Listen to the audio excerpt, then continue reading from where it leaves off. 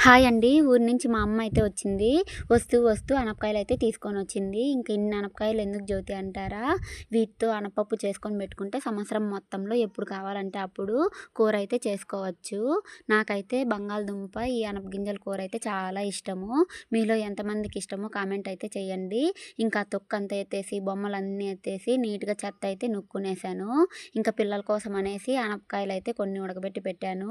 ఇంకంతలోపే పిల్లలైతే వచ్చారు. ఇంకా వాళ్ళ నాన్న వచ్చాడనేసి లక్కీ అయితే పెరిగెత్తుకుంటూ వెళ్తూ ఉన్నాడు వాళ్ళ నాన్న దగ్గరికి.